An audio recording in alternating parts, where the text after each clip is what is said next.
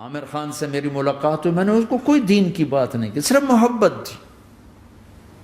اب تک اس کے میسج آتے کہ میں زندگی میں کسی سے متاثر نہیں ہوا، تم پہلے آدمی ہو جس سے میں متاثر ہوں، میں نے کوئی جادو کیا، صرف محبت۔ لوگوں کو محبت دو، قریب ہوں۔ میں جب گیا بڑی مشکل سے، اللہ نے ملاقات کا کوئی راستہ ہی نہیں تھا، وہ مجھے نہیں جانتا تھا، میں اسے نہیں جانتا تھا، تو کوئی موقع نہیں مل رہا تھا ملاقات کا۔ تو اللہ نے شاہد آفریدی کو بھیج دیا۔ شاہد آفریدی اس کی دوستی تھی، ہمارا جو کرکٹر ہے۔ میں نے اس سے فون پر کہا یار میری ملاقات تو کرا، اس نے ملاقات کروائی۔ تو اس نے مجھے کہا آدھا گھنٹہ ہے، آدھا گھنٹہ۔ جب میں پہنچا میکسیمم پونا گھنٹہ، میں کہا ٹھیک۔ میں گیا تو وہ سہما ہوا چہرہ کہ بھئی مولانا آ گیا، پتہ نہیں کیا کہیں گے، بھئی یہ تو کیا کر رہا ہے، تو حرام کر رہا ہے، ناچ رہا ہے، گا رہا ہے، توبہ کر، ابھی تیرے لیے دوزخ کا فیصلہ ہو جائے، پتہ نہیں کیا ہو۔ وہ ڈرا ہوا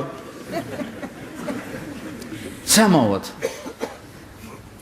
تو میرا ایک دور کالج لائف تھا، میرے اللہ نے مجھے ہدایت دی، اور میں 3 دن کے لیے میں اس دوست کو، اس کی نسلوں کو دعائیں دیتا ہوں جو مجھے زبردستی پکڑ کے لے گیا۔ نہ میرا تبلیغ سے کوئی تعلق، نہ واسطہ، نہ میں کوئی ان سے متاثر۔ ایک لڑکا تھا، بنگالی تھا، گشت کرتا تھا، لیکن میں اس سے ذرا متاثر نہیں ہوا۔ میرا دوست متاثر ہو گیا تھا، تو میں تو ان کے قریب سے نہیں گزرتا تھا۔ تو وہ اور میں اسکول میں اکٹھے آ رہے تھے، کالج میں اکٹھے آ رہے تھے۔ تو وہ متاثر ہوا، وہ 3 دن کے لیے جا رہا تھا، تو مجھے بتائے بغیر میرا ہاتھ پکڑ کے لے گیا، مجھے کام ہے چلو میرے ساتھ۔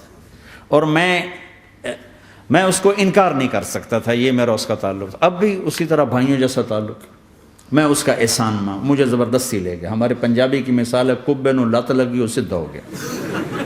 وہ جو ہوتا ہے ہنچ بیک ہوتا ہے نا، اس کو کسی نے لات ماری تو وہ سیدھا ہو گیا۔ مہربانی بھائی تیری لات سے میں سیدھا ہو گیا، تو مجھے تو وہ کبے والی لت پہ گئی۔ تو اللہ نے مجھے اس طرف لگا دیا۔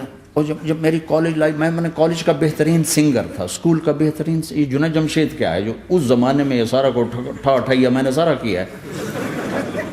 تو اب وہ بیچارہ ایسے بیٹھا ہوا، تو میں نے اس سے بیٹھتے فلموں کی باتیں شروع کر دی۔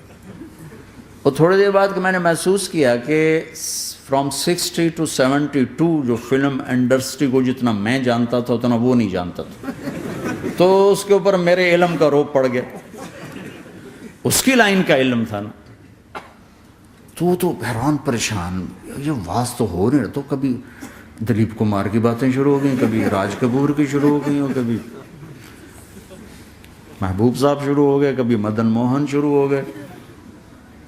وہ آدھا گھنٹہ تو یوں ہی گزر گیا۔ تو آدھے گھنٹے کے بعد میں نے کہا جی ہمارا تو ٹائم اوور کا نہیں، اٹھیں چلے ادھر چل کے بیٹھتے۔ میں کھانے کی ٹیبل پر تھے تو ہم وہاں جا کے بیٹھ گئے، پھر وہیں باتیں شروع ہو گئیں۔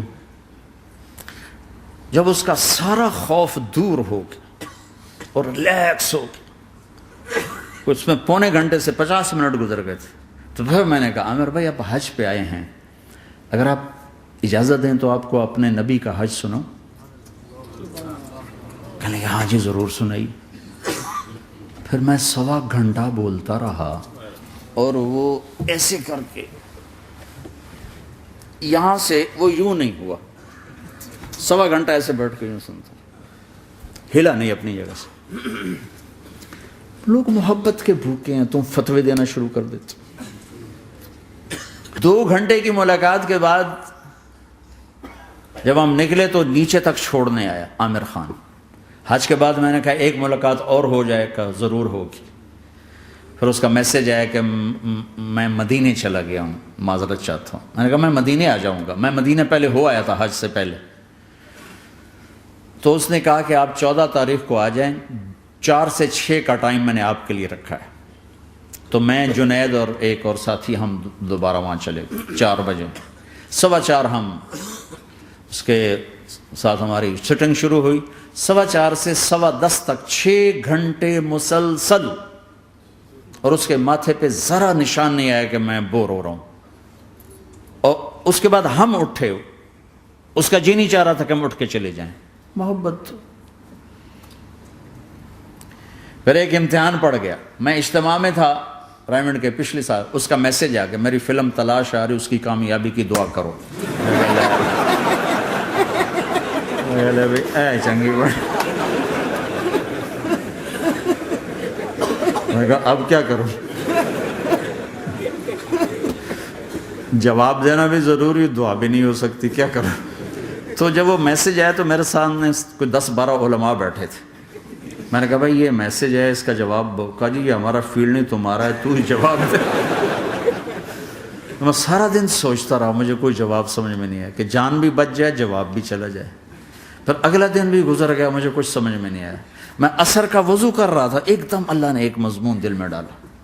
تو میں نے فوراً بیٹھ کے اس کو میسج کیا کہ عامر بھائی، جو کریٹو ہوتا ہے نا ذہن، یہ اللہ کسی کسی کو دیتا ہے. تخلیقی ذہن یہ اللہ تعالیٰ کسی کسی کو دیتا ہے، ہر ایک کو نہیں دیتا.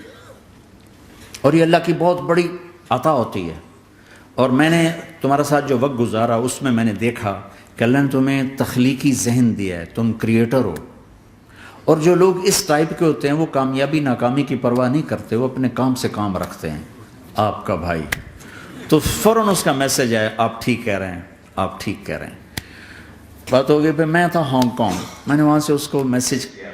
دیکھو کسی مصروف آدمی کو براہ راست فون نہ کیا کرو، میسج کیا کرو کہ میں آپ کو فون کر سکتا ہوں، چونکہ میں اس کا بہت ستایا ہوا، بہت ستایا.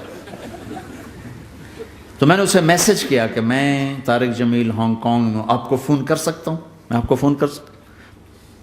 میں ہمیشہ اسے، اب بھی میرا فون پہ رابطہ ہے، میں پہلے اسے میسج دیتا ہوں میں آپ کو فون کر سکتا ہوں. اگر اس کا جواب نہ ہے پھر میں نہیں کرتا ہوں. کبھی وہ خود کر لیتا ہے، کبھی وہ میسج دے دیتا ہے کال کر لیں. تو تھوڑی دیر بعد اس کا فون آ گیا کیونکہ میں اس وقت دلی میں ہوں، کانفرنس میں تھا. تو میں نے آپ کا میسج دیکھا تھا، میں اٹھ کے باہر آ گیا ہوں، ابھی آپ سے بات کر کے پھر میں جاؤں گا. تو اسے باتیں کرتے کرتے کہنے لگا آپ کی دعا سے میری فلم کامیاب ہو گئی. میں کہا یا اللہ میں کوئی نہیں کی تھی تینوں.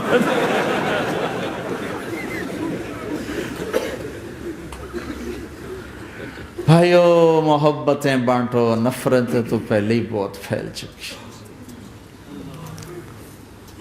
نشہ پلا کے گرانا تو سب کو آتا ہے، مزہ تو تب ہے کہ گرتے کو تھام لے ساتھ.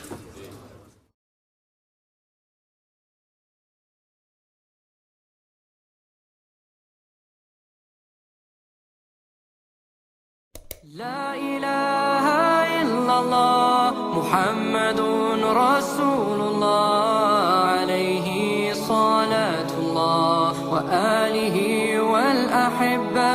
لا إله إلا الله محمد رسول الله عليه صلاة الله وآله